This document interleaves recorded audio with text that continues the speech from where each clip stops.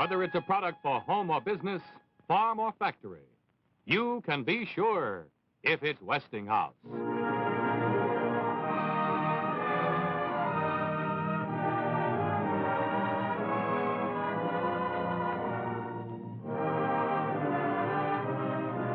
The Willow Cabin, scheduled for this evening, will be presented 2 weeks from tonight.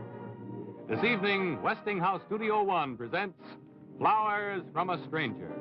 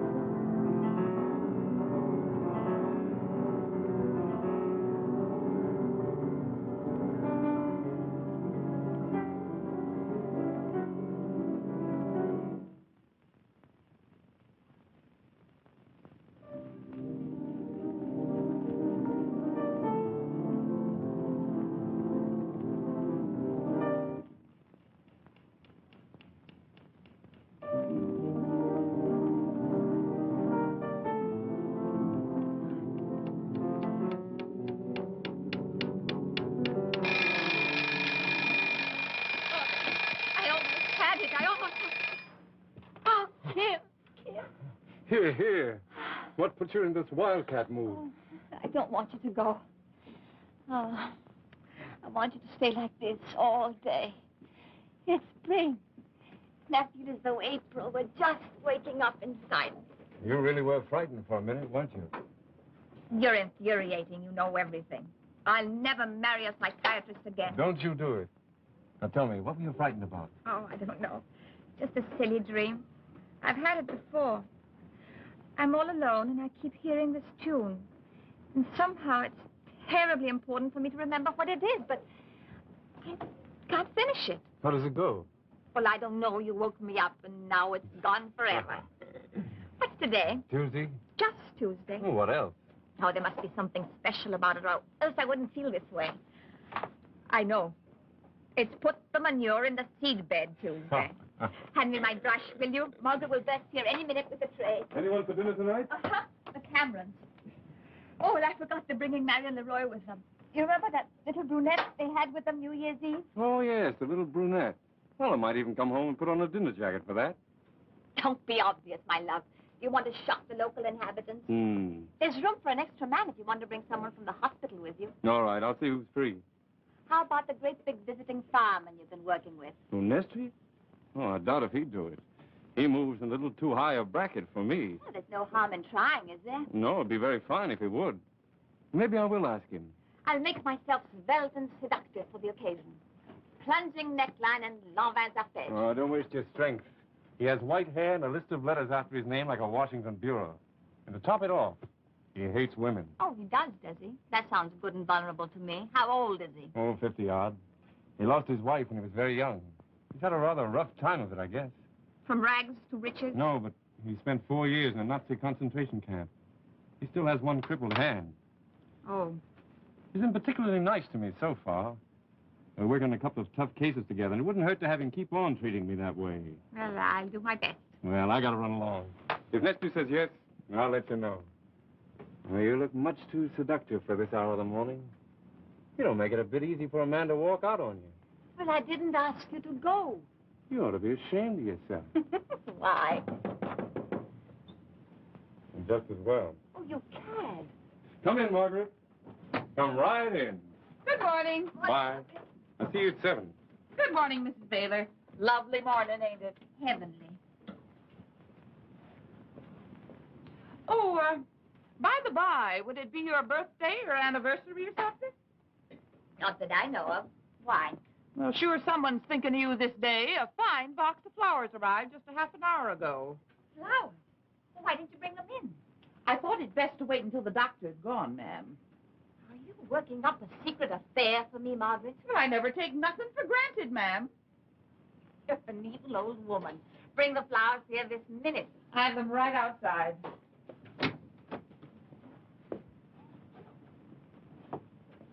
No wonder you were suspicious. I never saw such a box. I was thinking the same thing myself, ma'am. Let's open them up. I'm fascinated. No one sent me flowers since I was My, married. oh my, isn't that grand? No, I don't like white carnations. For Miss Baylor. I can't stand white carnations. Take them away quickly. Please. But don't you even want to see the card? Yes.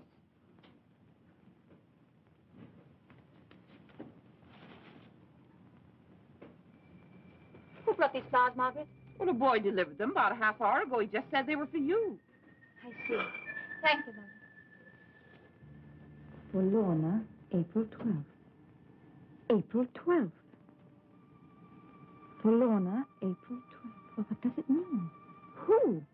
Why April 12th? That's today, of course. And no one here knows. So long ago. No one here knew, Mother. No one would know that April 12th. Oh, it's silly. It must be Luke Hammond or someone being funny. It couldn't be Kim. He's never sent me a flower in his life. It must... Oh, forget it. It's such a lovely day.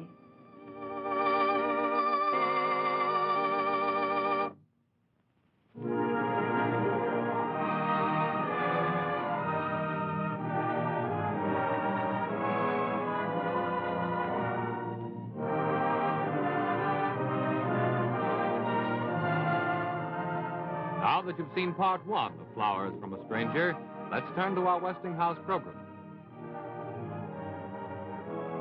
Let's fall in love. That sounds like a mighty good idea. Let's ask Betty Furness and her friend just how we do it. It's easy if you pick the right sweetheart. And we've done that, haven't we, Bill? Oh, you bet we have. And there it is. A sweetheart in any house. The brand new Westinghouse refrigerator that has everything. Let's take a real good look at it. There. The Westinghouse freeze chest holds 46 pounds of frozen food and ice at 0 temperature. Keeps it safely, steadily frozen in Westinghouse colder cold. And, gentlemen, look at this. The ice cube storage tray holds over 100 extra ice cubes. Altogether, this Westinghouse refrigerator has space for 59 pounds of frozen storage alone. Now, let me show where you keep the fresh meats that you don't want frozen.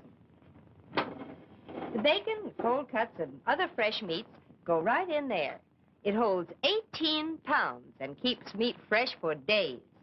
Now, you can't get a meat keeper like this in any other refrigerator that has an all-across freeze chest. What's more, these spacious middle shelves hold lots of food. And see? The big humid drawer keeps your green things dewy fresh. Wouldn't you be proud to own this stunning Westinghouse refrigerator? Sure, and what about the price? Look, a big 8.5 cubic foot refrigerator with all those features for only $259.95. Ever hear of a price like that for all that refrigerator? You'll fall in love with the new Westinghouse refrigerator that gives you so much for such little cost. And you can own this refrigerator for as little as 35 cents a day. Come on in and see it.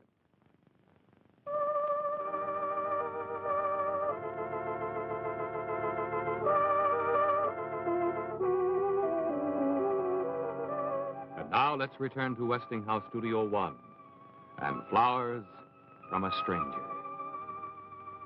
Here you are, Doctor. The Pancasia report. Thank you, nurse.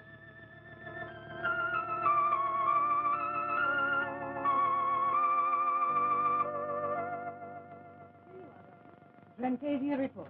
Thank you. Hello, Dr. Baylor's office.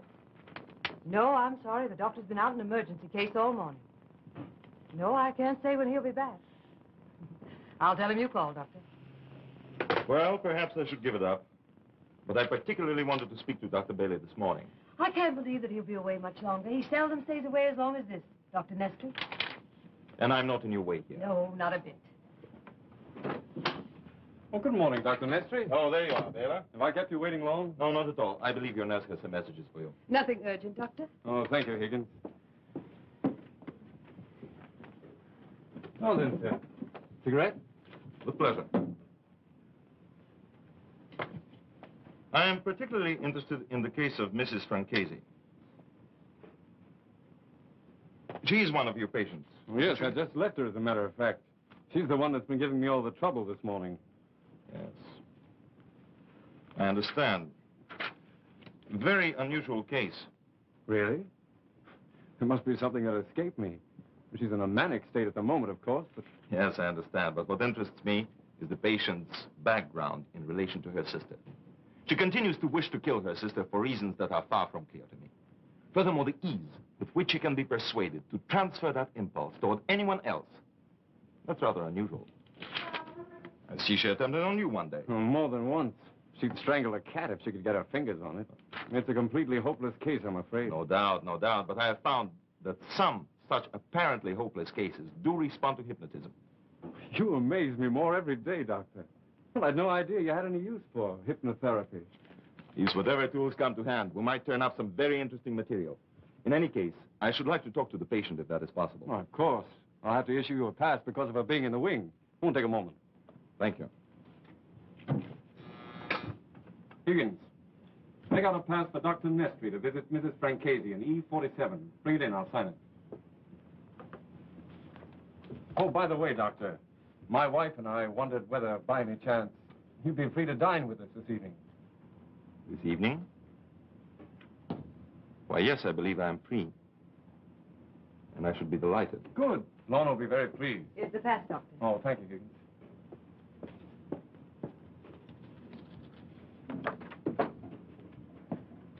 Here's your pass, Doctor. Oh, yes. Thank you very much.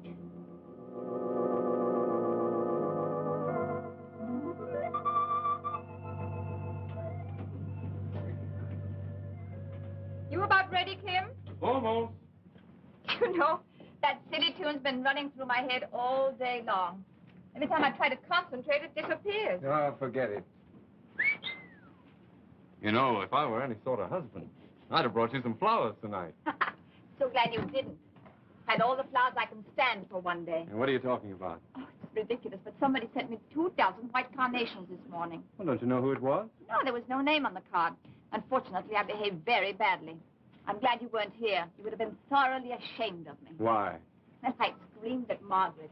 She was very hurt. Now, what was that about? Well, I can't stand white carnations. I have a phobia about them. I guess I got it from Dad. He always hated them. Said they had the odor of death. I can't help getting a feeling of panic inside when I look at the beastly things. It's childish, I know. I'll remember that the next time I think of sending you flowers. The first time, my love.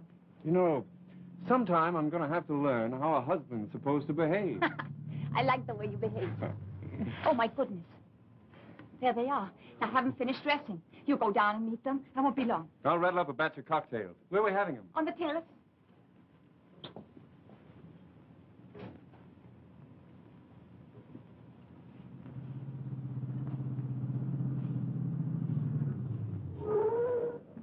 Why should anyone stop there? Halfway in the drive. Why don't they move? Why should they leave their headlights on me? Oh, that's silly. They just stalled. Maybe they just turned in the wrong drive. There's no reason to feel there's anyone watching me. And yet, I can't help it. I feel he's watching me deliberately. He is watching me. He is. It was probably only Tess and Lou. They're always the last to arrive. It must have been. It must have been.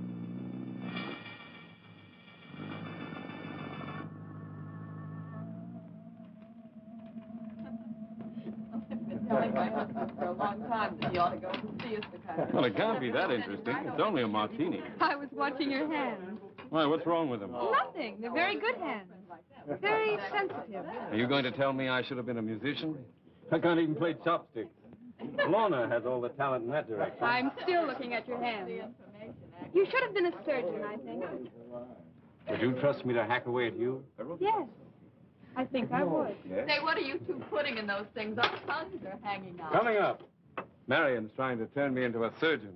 Well, she'd better watch her carve a turkey first. She might change her mind. Oh, Dr. Baylor is too good a psychiatrist to waste his time. Well, thank you. I do not like surgeons. I believe there are subtler ways of easing pain than by cutting the patient's throat. Well, cheers. Say, where's Lorna? She's usually the prompt one. Here she is, and full of apologies. Hello, Ted. Lou. Lorna? Hello, Marion. Well, Lorna, this is Dr. Mestry, doctor of my wife.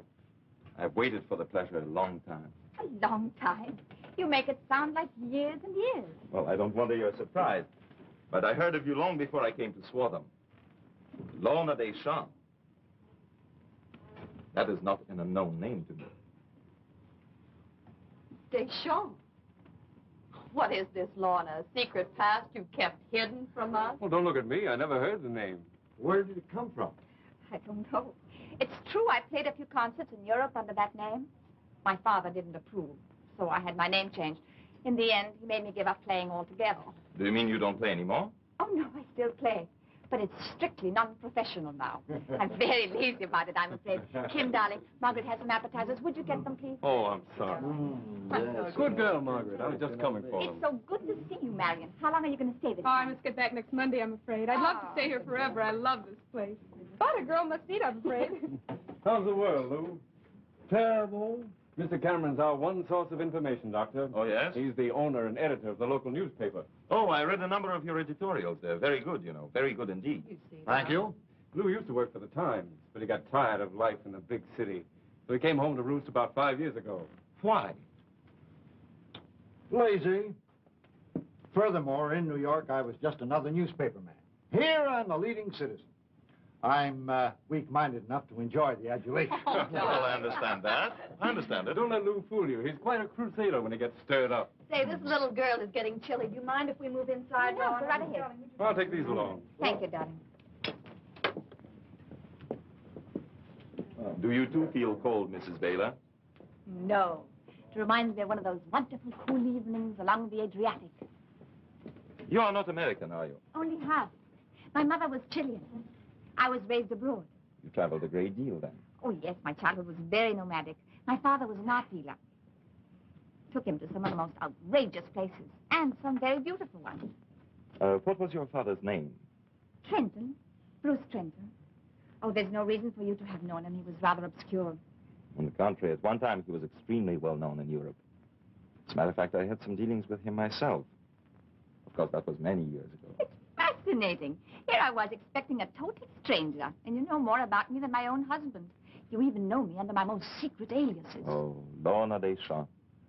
You know, I heard you play your first concert under that name in Cannes. But that was only a student's recital. I was no more than 15. It's incredible of you to have remembered. Not incredible at all. You had an extraordinary talent even then. I knew that sooner or later I should hear you play again. I haven't that much talent. It's enough to impress the citizens of Swartham. But I know the difference, and so do you. You'll play for me after dinner, though. If you like. Let's call it payment for my not being here to greet you. Oh, please don't apologize. The others were most cordial.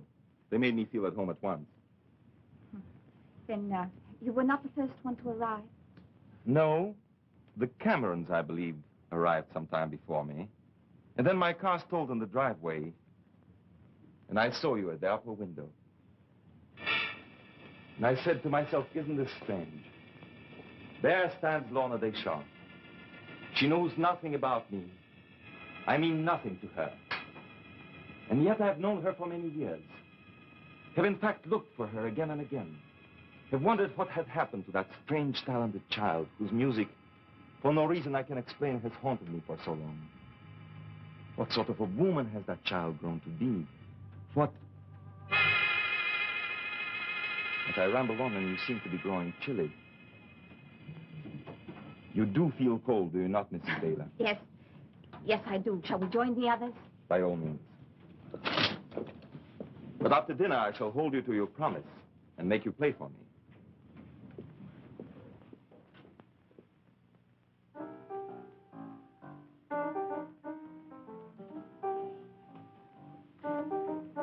Lorna's doing herself proud tonight.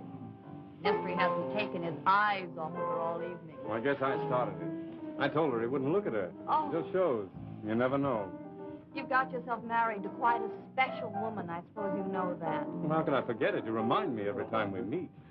Probably the reason why I never get anywhere with you. Well, it's one of the reasons. You know, if you were any kind of gentleman, you'd go and help her out now. Anyone care for a little more brandy? Here, that's man's work. I was wrong, darling. You've impressed our guest of honor.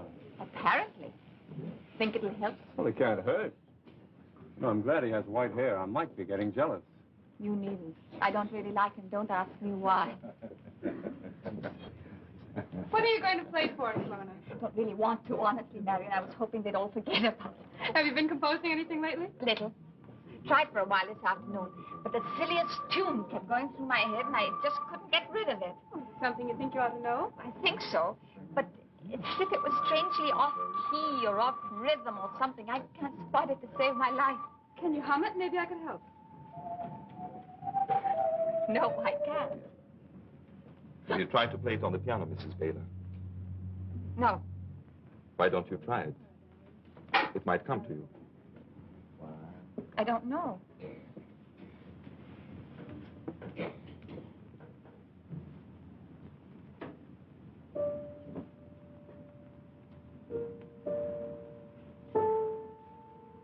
I don't recognize it. Try it. Try it again.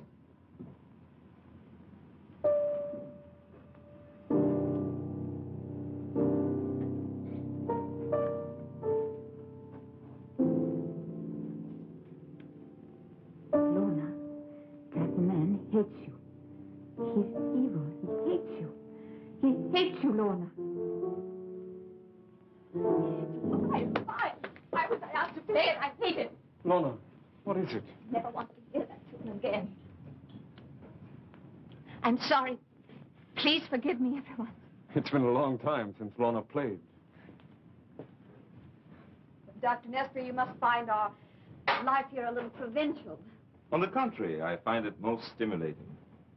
You see, one never knows where a search may end. In Paris, in Mexico, in Brazil, or in a little Pennsylvania town like Swartham. Search for what? For each of us, there is a constant search for some, let me call it, inescapable summation. All of us, the normal and the abnormal alike, are driven toward an inexorable imperative, toward a goal which is all too seldom clear to us. Then of a sudden we glimpse an unexpected vista and know with a kind of sick, illogical certainty that is our own peculiar destiny. That vista may sometimes be one of peace, sometimes of futility, sometimes of shame, and yes, even of terror. But for better or worse, we know that is our own inescapable summation. We must accept it. It is the end of our quest. I'm sorry. I'm not feeling very well. I hope you'll all forgive me. I'd better lie down. Lorna, can I help you? No, please, I'll be all right. I'm Good so night. sorry. I hope it is nothing I have said or done, Mrs. Baylor. I'm most frightfully sorry. You should go to her at once, Doctor. She doesn't seem to be at all well. Excuse me. Sure. Yeah, sure. Lorna! Lorna! Lorna, speak to me. Lou. Yes. Get Dr. Colbert at the hospital. Get him over here. Lorna.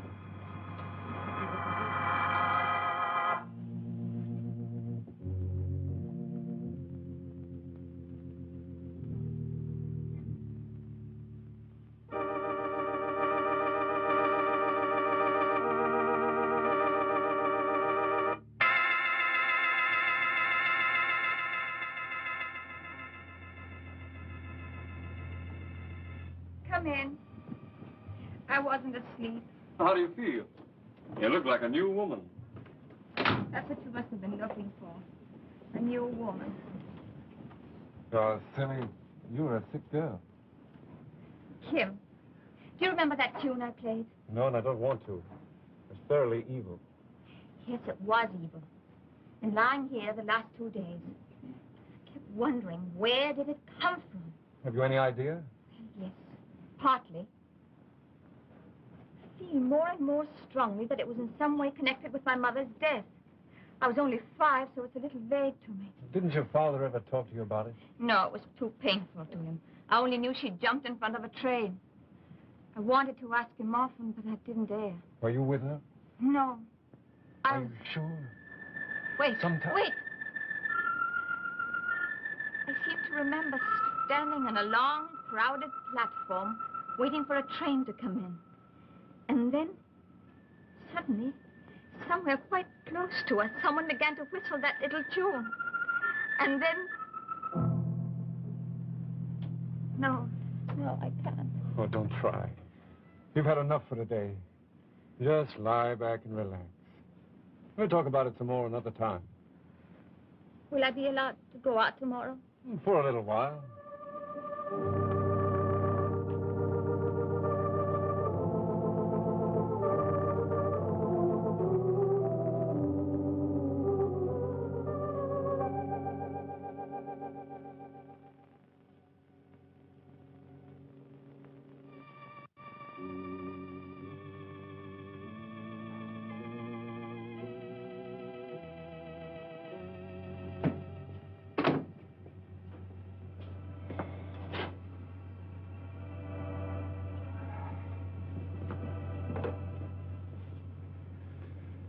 "207, please. Oh, Kim, I was just calling the operating room. I thought I might entice you into a nightcap before we went home. I could use it. How's Lorna coming along? Oh, she's much better the last few days. Been very busy in the garden. And that's probably Lorna now, wondering why I'm not home. Hello. What? What? Mrs. Francesi. I'll be right down. What is it? Mrs. Francesi's missing. But that's impossible. I left Nesby with her not more than 10 minutes ago. Well, he's not there now. Look, Fred, take a run down there, will you? See what you can do. I'll be along in a minute. Yeah, I just want to call the house.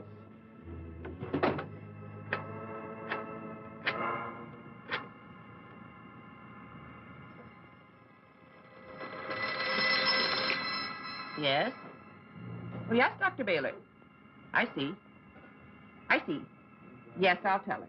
I'll do that. Yes, sir. Who was it, Mother? It was Dr. Baylor, ma'am. He's been held up at the hospital, and he wanted you to know so you wouldn't worry. Well, did he say when he'd be home? No, it seems one of the patients is missing, and he has to wait until they find her. Missing? You mean escaped? Yes, ma'am. Was she violent? He didn't say. He just wanted us to lock up and go to bed. Oh, you do look upset, ma'am. Would you like me to bring my things up and sleep in the room next to you? Yes. It's silly of me to be so nervous, but I would like it, Margaret. Well, you just run along then, and I'll lock up. Check the windows. Be sure they're all closed. Yes, ma'am.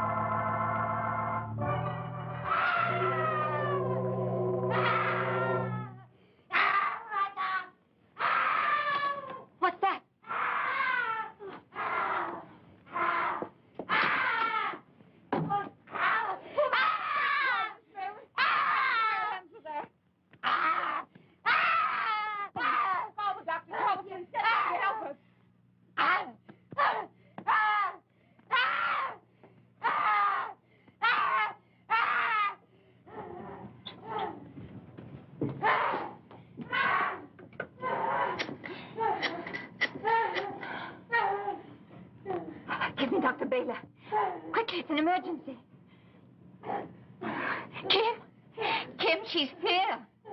She's here, the insane woman. She tried to strangle Margaret. Come quickly, Kim. Yes. We need you.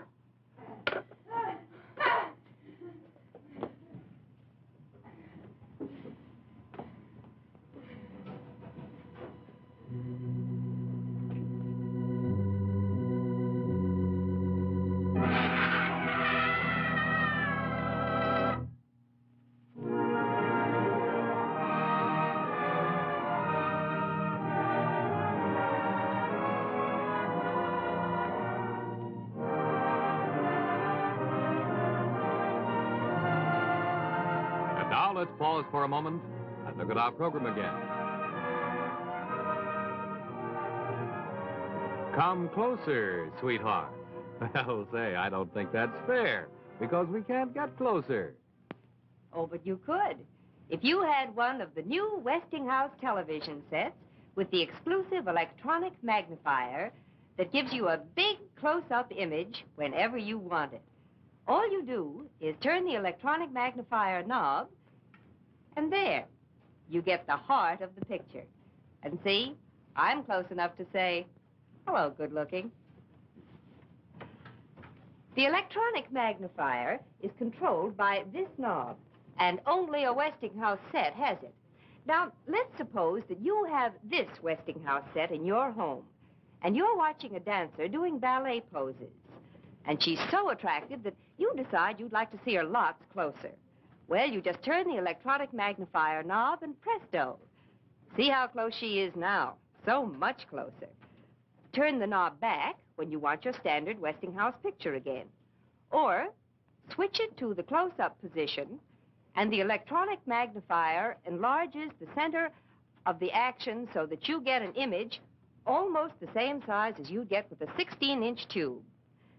Now, this Westinghouse set also has a built-in antenna.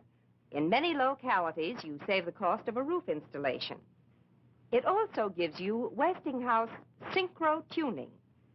Now, that means that when you tune in for the best sound, you don't get a so-called picture like this. Or, when you tune in for the best picture, you don't get sound like this. Westinghouse synchro tuning tunes in the best picture and the best sound together automatically. And remember, Westinghouse is the only set that has all three: synchro tuning, electronic magnifier, and a built-in antenna. Now, the set I have here costs only $249.95, and you can buy it on my small down payment plan. Stop in at any Westinghouse dealers and see Westinghouse television.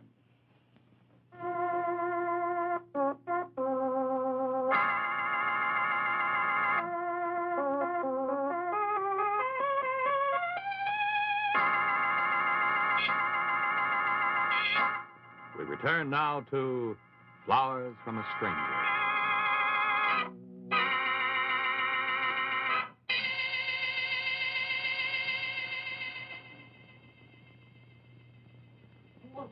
Yes, but if you hadn't come in time, I don't think I could have handled her. Doctor will be here any minute now. Why did you come here? Why did you come here? Answer me. I hate you. I always hated you. I always wanted you to die. I hate you. She thinks you're a sister. She had the same idea about me at first. I know. How did you get in here? How did you get in here? He showed me the way. He knew. Who? He's my friend. You're not my friend. I hate you. I'd like to see you dead. And me dead, too. You.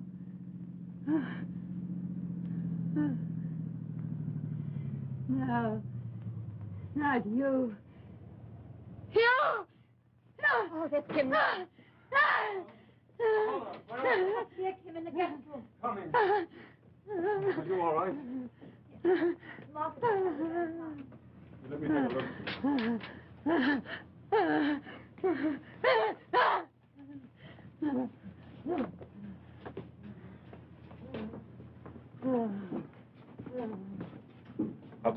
hospital, Kim. You stay here with Lorna. Thanks, Fred. I'll file the report for you. Thanks.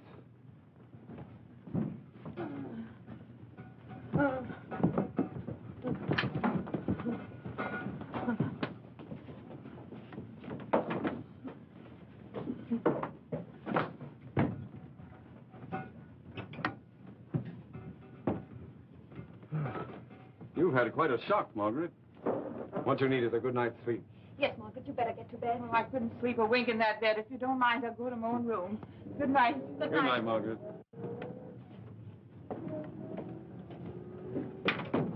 What's this window doing open? I don't know. I closed it myself. The catch is broken. Somebody must have used a crowbar to pry this up. Look at these marks. Yes, I saw them. We'd better get you upstairs into bed, young lady. It's after 3 o'clock. No, not yet, Kim. What? I... Let's have it. Sit here by me, Kim, and try to listen.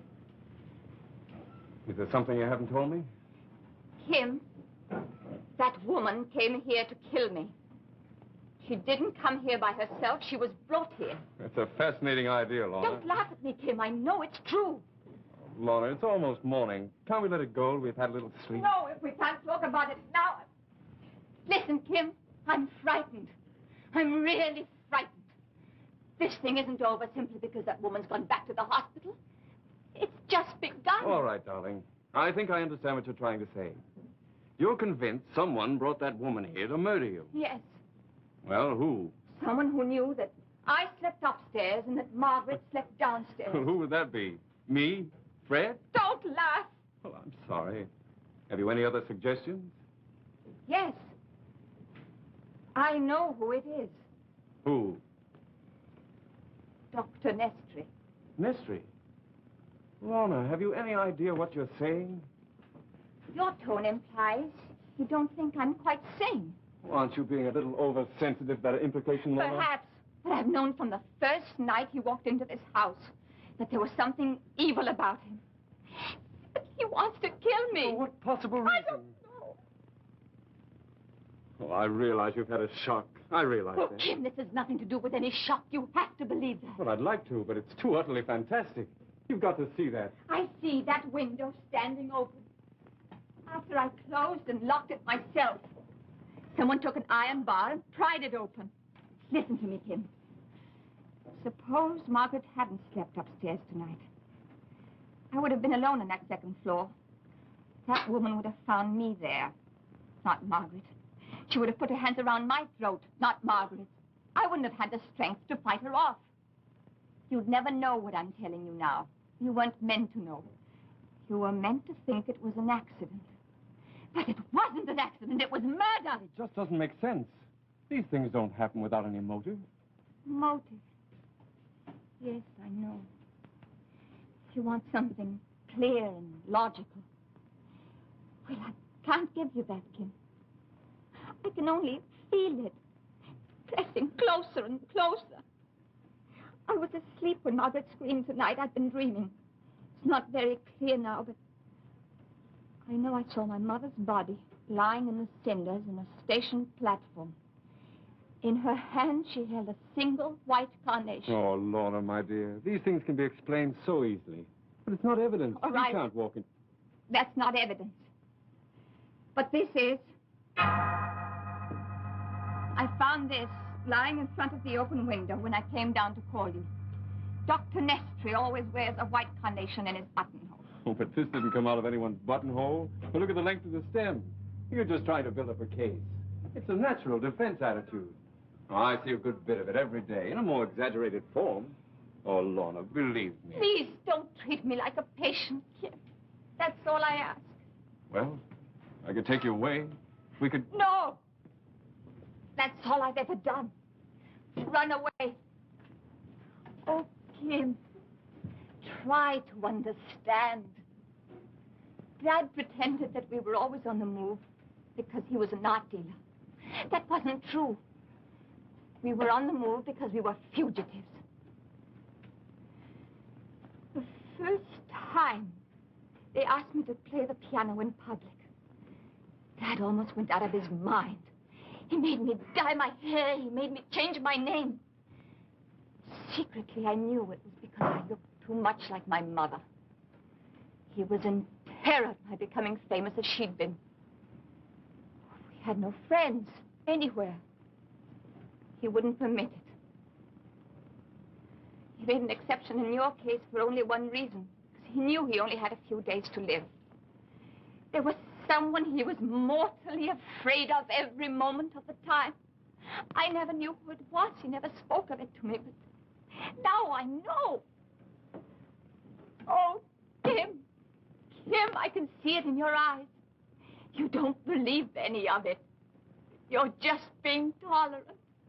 Professionally tolerant. Oh, Lorna. Oh, no, please. Go away. Let me alone.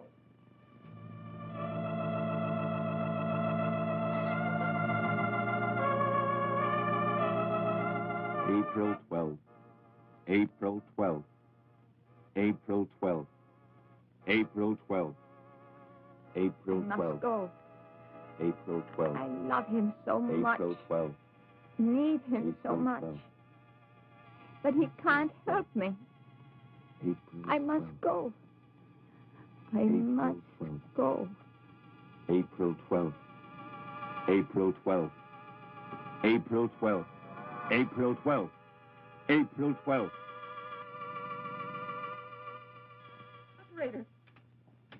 Operator.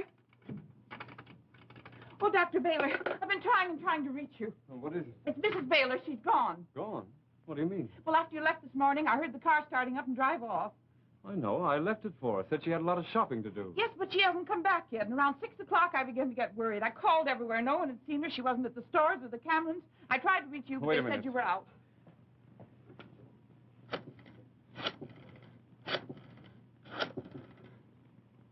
Hello? Hello, Lou? It's Kim. Look, Lou, could you come over here? Yeah, right away. No, I can't come over there. I haven't got a car. I'll explain when you get here. It's Lorna. I said it's Lorna. She's not here. She's...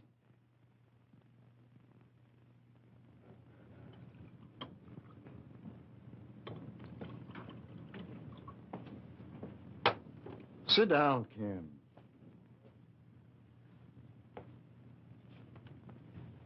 Well, what's the next move? Sooner or later, we're going to have to notify the police. Let them try to find her. I suppose so. If only I'd known, but I thought... What difference does it make what I thought? What time is it? 9:30. She's been gone 12 hours. Where? Where could she have gone? She has no family, no one to go to, no money.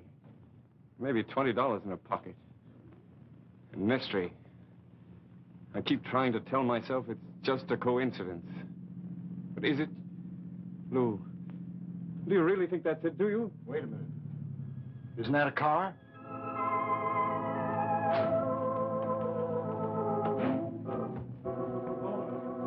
Lorna. Hello, Kim. Hello, Lou. Where have you been? I've been crazy. I drove into New York. You mind if I sit down? Terribly tired. Glad you're here, Lou. I almost asked you to go with me today. I wish you had.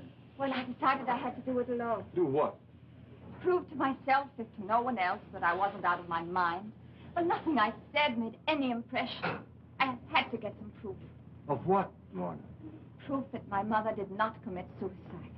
That she was killed. But, Lorna, that was 22 years ago. That's where I thought you might help, Lou.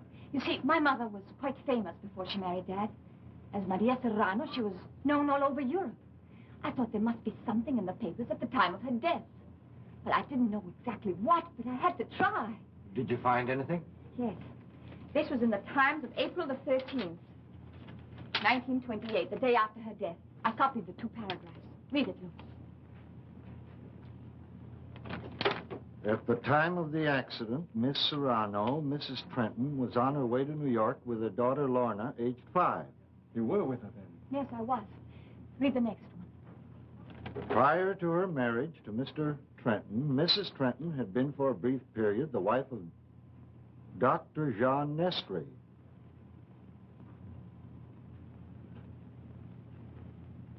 Well-known European psychiatrist. The marriage took place in Milan, Italy in April 1919. They were divorced in July 1920. Her marriage to Mr. Trenton took place a few months later in Baltimore, Maryland. Another tiny note here. Arrival, April 7th, 1928. Conte de Savoy out of Naples. Dr. Jean Nestri. Just a few days before her death. Oh, what a bloody fool I've been. What a fool. Oh, if you're convinced, Kim, it's been worth it. What more proof could anyone need? Well, I didn't want to call the police before, but... Kim, this isn't clear sailing by a long shot. Why not? Because in the eyes of the law, we have no case. All this stuff is strictly circumstantial. We'd have no chance whatever with the police. Unless Unless what? we got a confession out of him. Oh, why should he confess? If that's what we have to have, we're licked. Oh, what can we do, Lou? This is the first thing I can think of. You and I might go see him, Kim. I have an idea that if we threw all this at him, we might get something. Why should you get involved, Lou? You can't go alone. I suggest you call him up right now. See if he's back. We might be able to see him tonight. Well, it's worth a try. I'll call the hospital first. Good. Hello. Hello, this is Dr. Baylor. Is Dr. Nestri there? What? Oh, he has. Thanks. Well? He left for home 5 minutes ago. Where's that? 7 miles out the Bristol Road. That ought to take us about 20 minutes. We better get going. You take care of Yes, yourself. darling. Goodbye.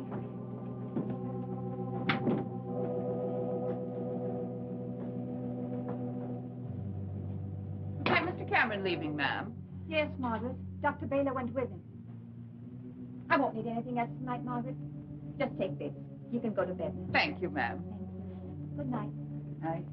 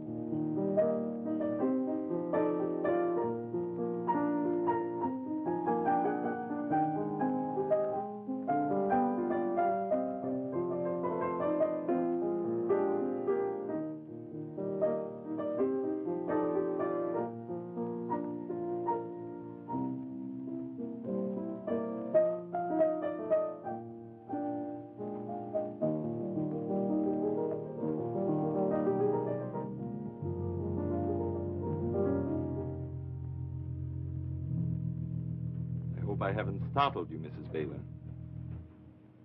The door was open and... I came to see your husband. You wanted to see him? Yes. Did you have a successful trip to New York, Mrs. Baylor? How did you know where I'd been? Purely accidental. I happened to follow you most of the way. My husband just went over to the Camerons for a minute. I'm sure I can... Please don't bother. I consider it most fortunate to have these few moments alone with you. You were aware, I think, the first time we met, that some peculiar, shall we say, force had brought us together. You did feel it, didn't you? Yes. It is as though I had hunted for you for many years. As though I'd always known that somewhere you were waiting.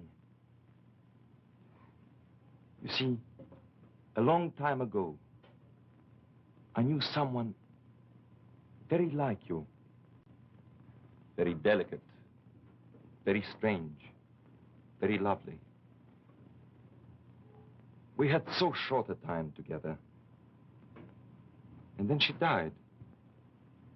She died? Yes. But did she? Did she? I've never felt sure that she'd really been completely destroyed.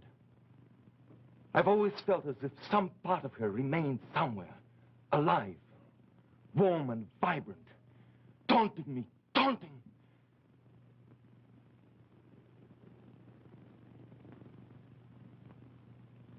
You have eyes very much like hers. The same kind of hair.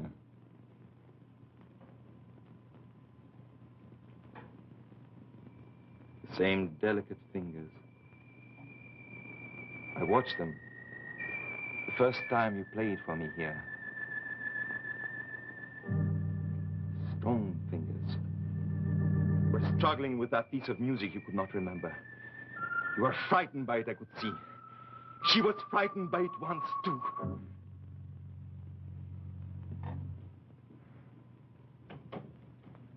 I had hoped to hear you play for me at least once again. Would you? If you like. What do you want me to play? I'd rather have you choose.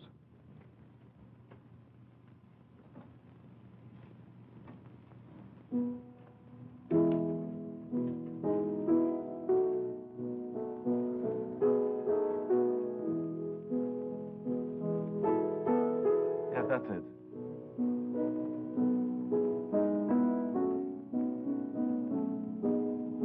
You played that at your first concert.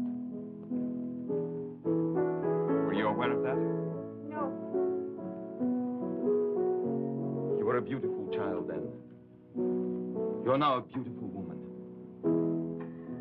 Thinking of you after that first evening, I found myself saying your name over and over. Maria. Maria. It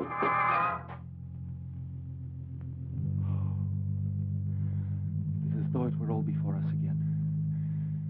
You belong to me alone. Say it! No. Say it! No. No. Say I am the only one you will ever love. Say it! Say it! No.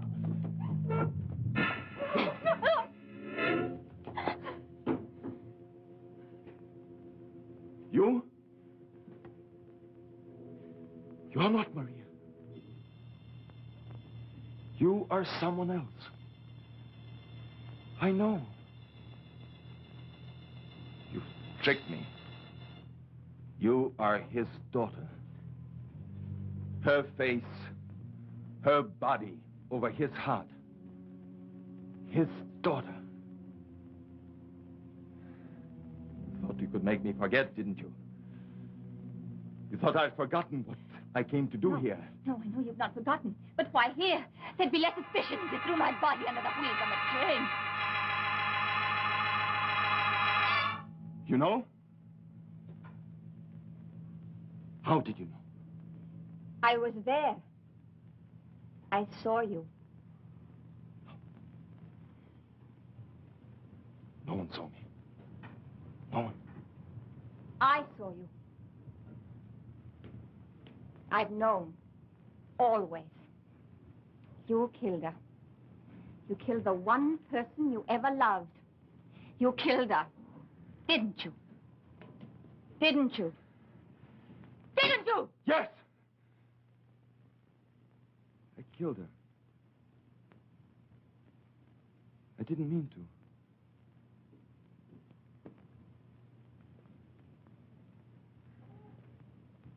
But I could no longer look into her eyes. Those eyes that had once been filled with fire and laughter were cold and empty of feeling. Slow, dead eyes that had lost their youth, that were soiled and full of sloth. I closed those eyes forever. They were not the eyes of the girl I loved. They were not Maria's eyes. So you killed her. And you don't dare look at me. Because when you do, you see the body of the woman you crushed under the wheels of a train. But are you sure she ever died? You see? You aren't sure. Even now. When you held me in your arms, were you quite sure Maria Serrano was dead? No. Do you want to kill the same woman twice? No. Come. No. Touch the cold flesh of what was life. No. Touch it. No. Then you know you're No. really mad. No, don't hurt me. Don't hurt me. Don't hurt me. Don't hurt me. Don't hurt me. Don't hurt. Don't hurt. Don't hurt. Don't hurt. Don't hurt. Don't hurt. Lorna. Darling. Lorna. Oh, Lorna. it's so good to hear my own name again. Kim, call the hospital quickly. Have him take him away.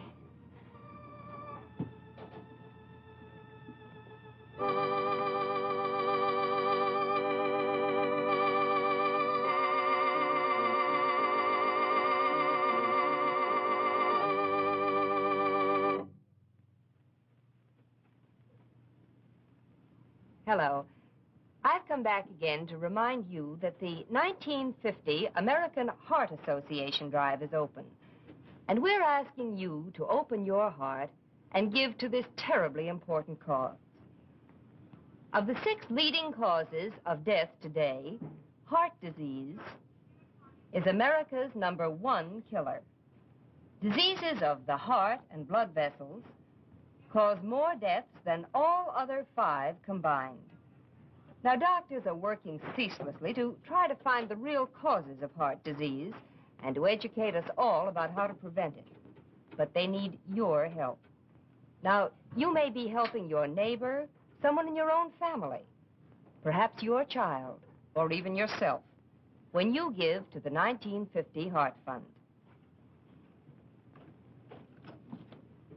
Now, you can make your contribution just like that, wherever you see the red plastic heart, or send it to Heart, H-E-A-R-T, in care of your local post office. That's H-E-A-R-T, in care of your local post office. I'm sure that you're going to want to help fight this greatest threat to the health of all of us today.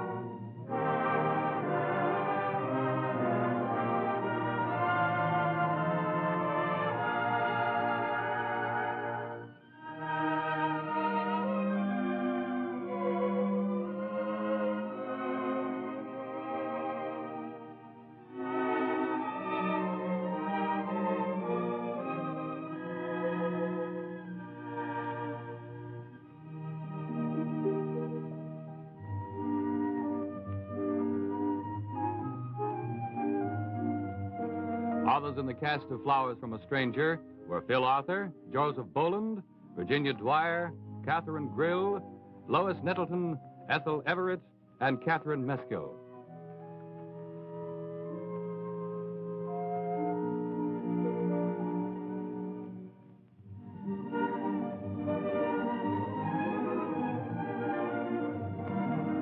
This is Paul Brinson saying goodnight for Westinghouse, inviting you to be with us again next week. Meanwhile, be sure to see the Westinghouse refrigerator that has everything at such modest cost, and the Westinghouse television set with the wonderful electronic magnifier.